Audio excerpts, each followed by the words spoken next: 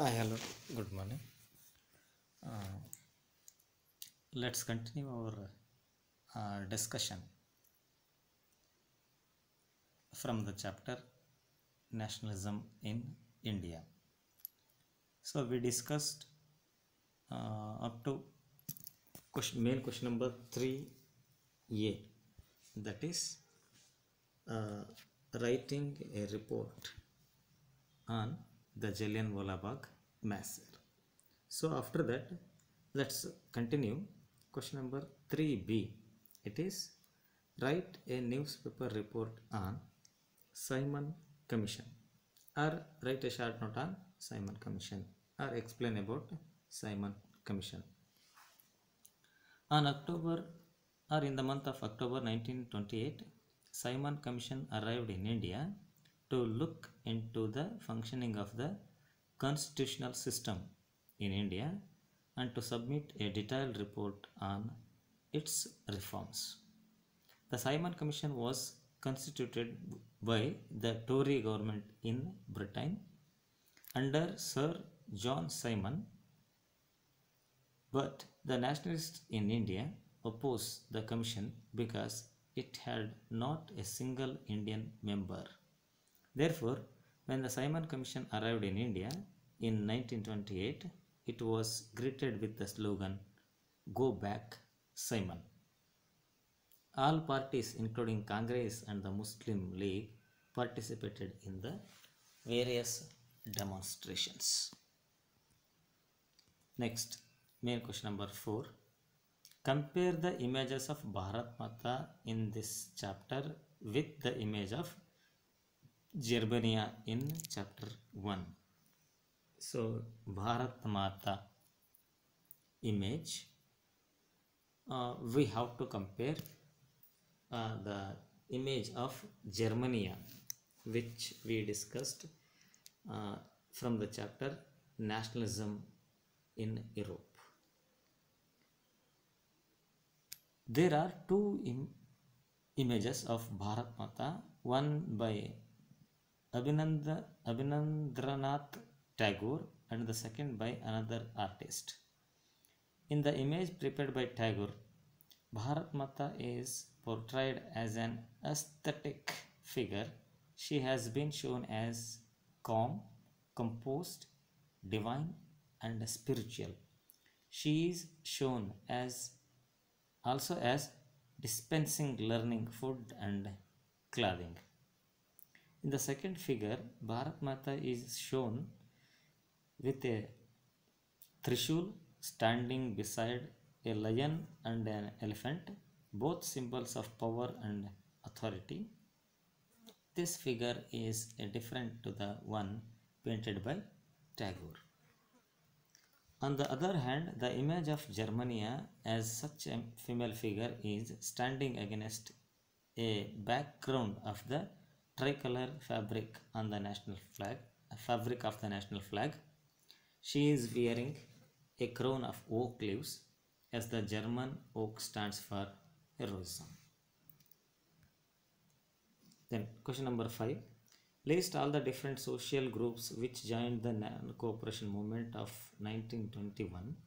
Then choose any three and write about their hopes and struggles to show why they joined the movement. List all the different social groups. Among all others, we have to select any three and we have to write why they joined the movement. The different social groups that joined the non-cooperation movement of 1921 were the urban middle class, comprising lawyers, teachers and headmasters, students, peasants, tribals and workers. The peasants wanted reduction of revenue, abolition of beggary and a social boycott of oppressive landlords.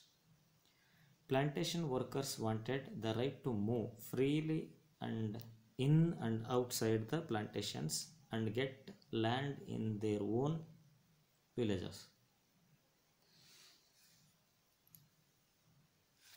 Tribal people wanted to restore their means of livelihood, which meant entry to the forest so they can graze their cattle or to collect fuel wood and fruits. Question number 6. Discuss the Salt March to make clear why it was an effective symbol of resistance against colonialism. Mahatma Gandhi found in salt a powerful symbol that could unite the nation as it was consumed by rich and poor alike. He sent a letter to Viceroy Irwin stating 11 demands. The most unusual of the demand among them was the abolishment of the salt tax. Gandhiji declared that the tax on salt and the government monopoly over its production was the most oppressive move of the British rule. Gandhi's letter was an ultimatum that if the demands were not fulfilled, then Congress would launch a civil disobedience campaign. Irwin was unwilling to negotiate, so Gandhi stated his famous Salt March accompanied by 79 of his trusted volunteers. The march was over 240 miles from Gandhi's ashram in Sabarmati to Gujarati coastal town Dandi and ceremonially violated the law manufactured salt by boiling seawater. This marked the beginning of the civil disobedience movement. Question number 7. Imagine you are a woman participating in the civil disobedience movement. Explain what the experience meant to your life. I participated in the civil disobedience movement launched by Mahatma Gandhi in 1930, so I could be a part of the nation making process. This experience of mine changed my ways of life and thinking. Moved by Mahatma Gandhi's call, I, along with other women, took part in protest marches, manufactured salt and picketed foreign cloth and liquor shops. It was a proud moment for me to participate in Gandhi's civil disobedience movement. Question number 8. Why did political leaders differ sharply over the question of separate electorates? Political leaders differed sharply over the questions of separate electorates because of the difference in opinions. Many Dalit leaders were keen on different political solutions to the problems of the community. They began organizing themselves, demanding a separate electorate that would choose Dalit members for legislative councils. They believed political empowerment would resolve the problems of their social disabilities. Dr. B.R. Ambedkar, who organized the Dalits into the Depressed Class Association in 1930, clashed with Mahatma Gandhi at the Second Roundtable Conference by demanding separate electorate for Dalits. Gandhiji believed that separate electorates would further slow down the process of their integration into society. The Muslim leaders like Muhammad Ali Jinnah also demanded separate electorates for Muslims so that the interests of the Muslim could be protected. With this, we completed all the questions.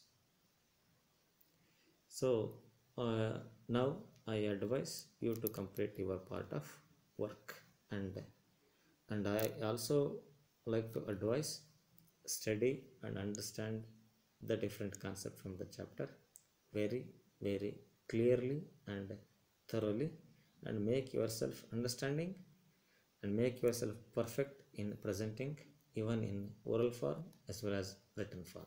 Thank you one and all.